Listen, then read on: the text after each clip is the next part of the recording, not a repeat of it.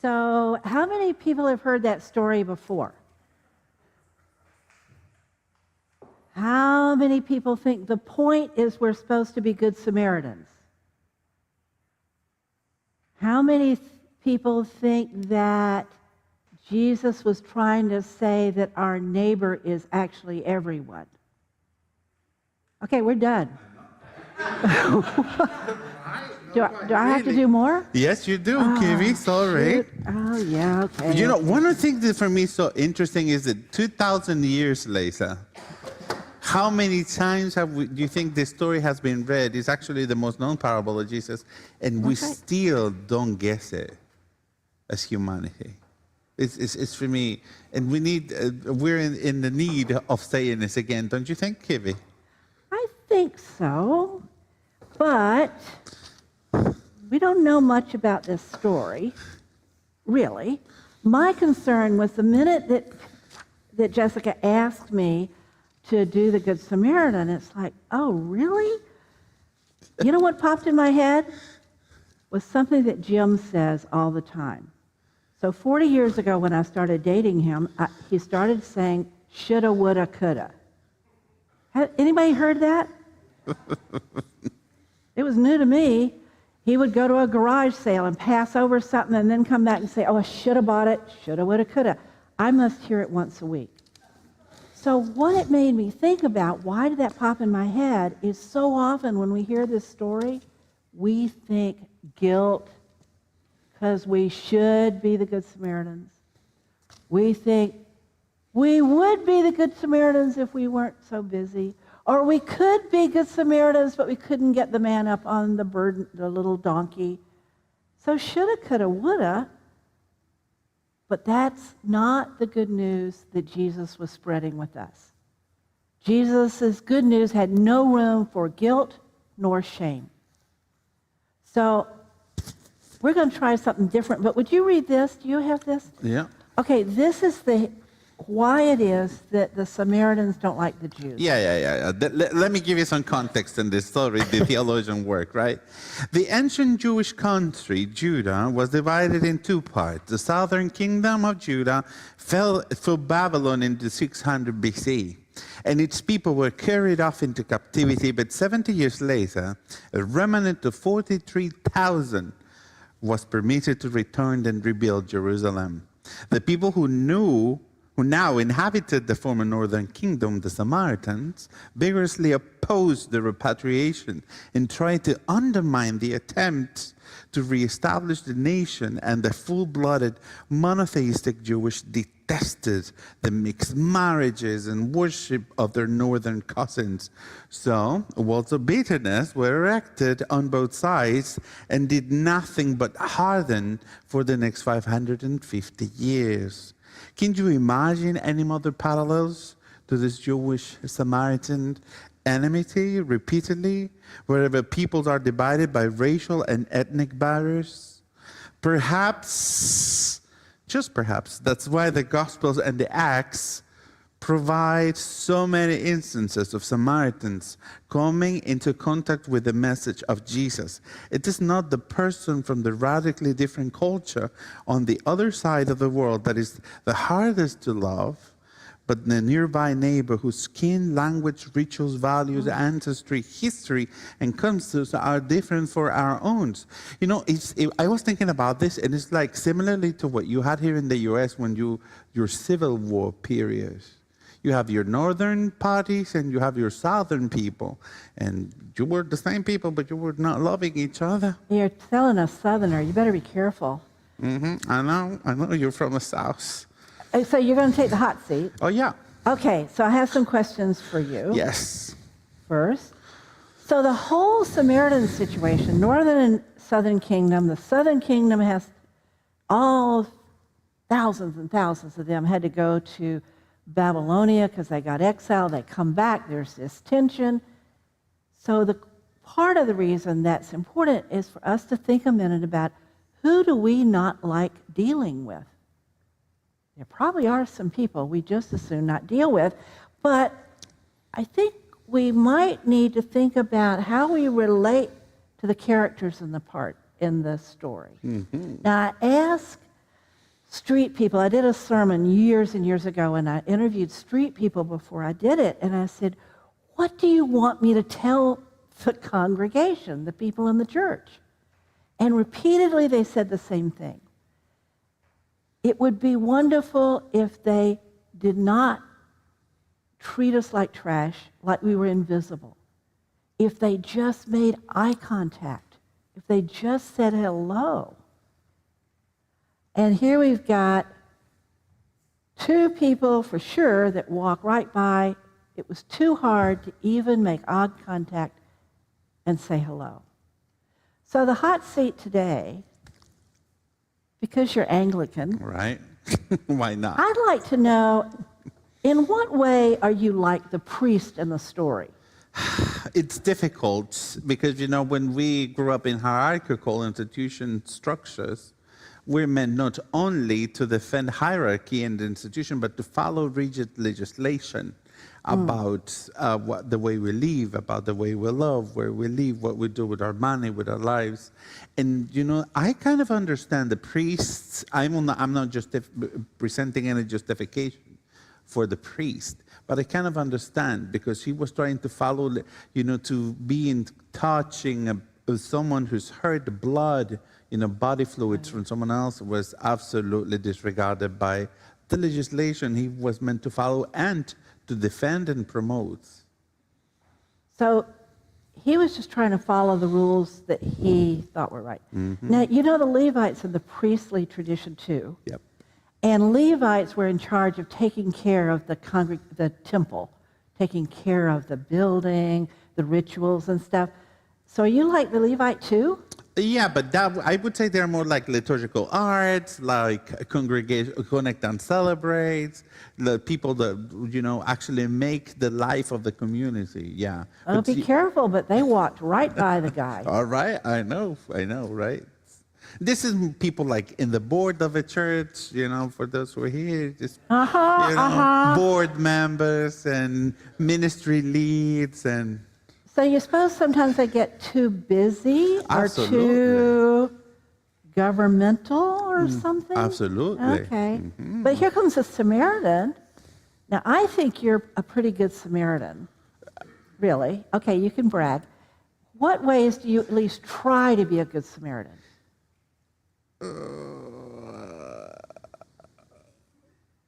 It's complex, I would say. It's our call just to love. It's in a culture of love. Yeah, it's cultivate. It's sometimes it's in the very opposite direction of the Levite and the priest and of my profession itself. Sometimes, because the human dignity is always will be prioritized above institution and all these other values. So this is when you need to learn how to balance these things, and you follow law. You follow what to do, the ethical calling of love and of a loving lifestyle and of working on justice, because the way sometimes, most of the times, love looks like justice in a world. I don't know. Okay, we'll check that one off. Good job. Now, actually, the innkeeper sort of intrigues me. So here comes a Samaritan who he thinks is dirt already, and he's bringing this beat-up, nasty-looking person. Mm-hmm. Do you identify with the innkeeper? Because my bet is the innkeeper would think, gosh, if I have guests like this, nobody else is going to come. But what do you think when you try to figure out this guy? When I think about the innkeeper, I remember these restaurants and there's fancy places when you need to dress properly to be welcome, to be served, and that have small, things that says, posters that says, oh, we reserve to ourselves, the decision of who we serve and who we don't. So I would say it's like, I wouldn't like to be in that position. It's very difficult to choose one that I would like to be. He had a decision to make, you're right. Mm-hmm. He did make some money. Mm-hmm. And maybe he was generous. There's no telling. But this one, you told us a lot. This is the man I know that most of you can't read it halfway back, so I put a big M for man. This is the man who gets beat up. Now, you've told us in your sermons about being beat up by your dad, being hated because you were gay, being feared because you were Latino, being too big, too this. So we know that you probably identify with this guy a lot. Absolutely. And some of you might too. But I'm going to go back to the Tucson trip. If you were in the place of an immigrant, you got really mad at the way they were treated. Can you reflect on this person if he were, say, an immigrant? Mm. You know, one of the things, we had this conversation with Alicia, and I was telling her, can you please explain me how is it the school year works? And she told me, oh my God, Álvaro, yes, we haven't given you that context, so how our life works in the U.S. Because since you're sort of bicultural with us, I often forget you're also an immigrant. And that's something that happens most of the time. But I want to say that for me, being an immigrant is just not a label that I politically add to myself. It's a reality of my life. Yeah. And I have had a beautiful story of immigration into the United States because of your love. And I've said this on my sermons too, because of your support, because you've been an amazing community and loving community with me. But this is not the story of the majority of immigrants in this country. And the Tucson trip was very eye-opening, but was heartbreaking too for me, to see this pain and the hate and the cruelty of so many, but so uplifting to see that there's a beloved community holding space and doing their best to support those who are immigrating. Many questions, of course, and I can take this role very personal in the sense of I am queer, I am Latino, I'm bicultural, I'm an in-betweener, I speak broken Spanish, I speak broken English, my body here, you name it, there's so many labels, so many things. In my body, there's so many intersections of pain and hate that I can feel the pain. Yeah. I do. One of the groups we worked with was called Samaritan. Didn't you go out with them and put water in the desert? Yeah. So there's no way this man's going to heal, be whole without some Samaritan energy there. Yeah.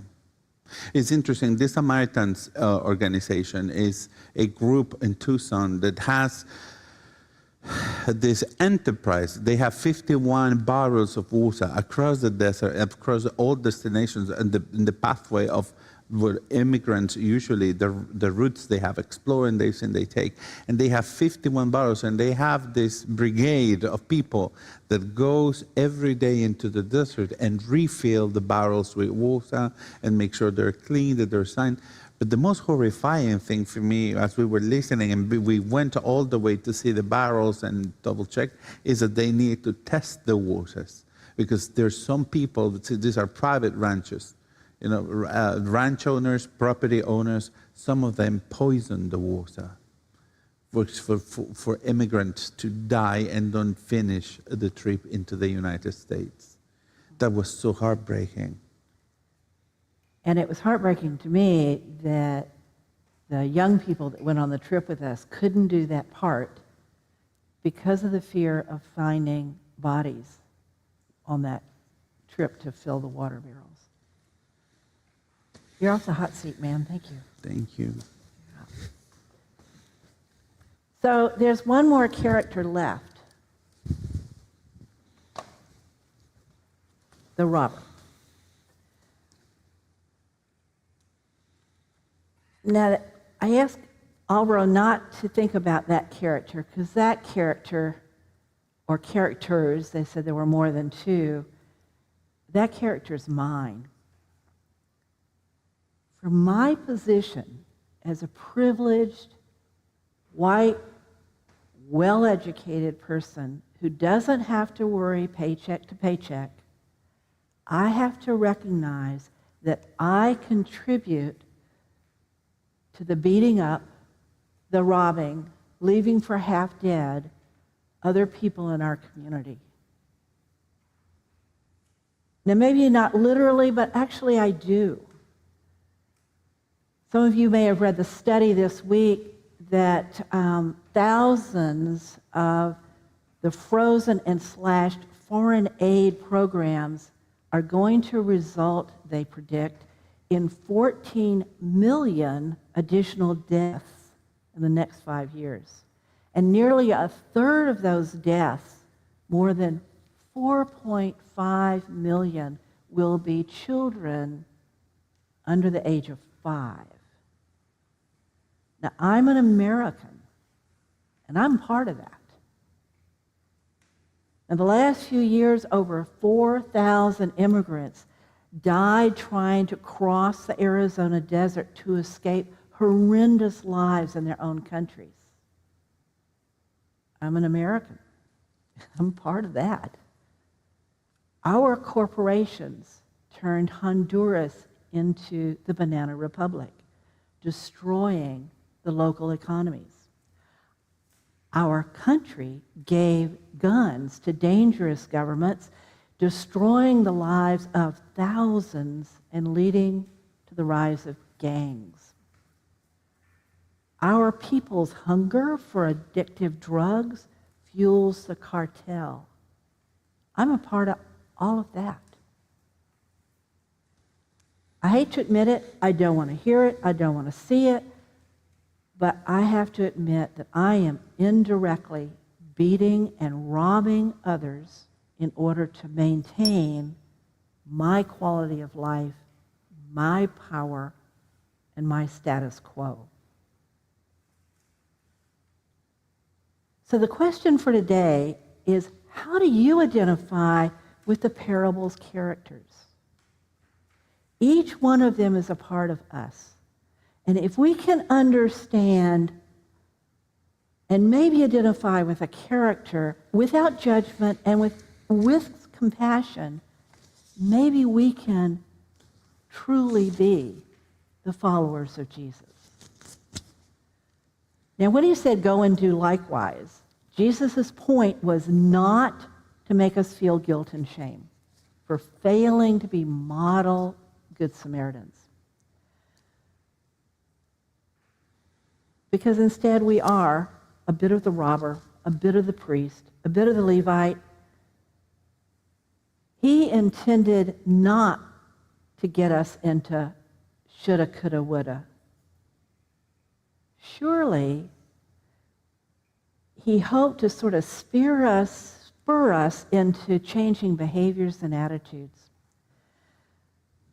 Yet, other times, he talked about forgiving ourselves, so that when we do fall short of that do likewise, we're supposed to give ourselves a break, try a little harder. His Good Samaritan message was about love, loving deeply, inclusively, ourselves as well as others. Yes, each one of these story characters is an aspect of us. But let me say again, Jesus' point was not the shame and blame, but self-awareness. What is in our way of seeing our relationship to one another? Now, granted, the world's a horrible mess right now, and I feel so helpless. And this week I talked to the director of a huge international agency effort to help women in war-torn countries. And lately the wars just keep increasing. How does he emotionally keep going in the face of such disaster? He said the same thing the street people had told me years ago. Even if all you can do is to see another human being as your sibling, you have changed the world. The world can be transformed into the not kingdom of God, but kindom, K-I-N-dom of God. If I can recognize in myself the beaten man, the busy, pious religious leaders, the innkeeper probably eager to protect his reputation but still be generous, the Samaritan, and most importantly, the robber. If I'm brave enough to truly see the broken and the divine in myself and then in others, I can love them as well as learn to love myself. So may I see myself with eyes wide open. May I hear and listen to the deepest self for God's voice. And may my heart be filled with so much love, my cup runneth over, and infect those around me. And may you see yourself with your eyes wide open. And may you hear and listen in your deepest self to the divine voice. And may your heart fill with love that your cup runneth over with so much of it and infect those around you. Amen. Amen.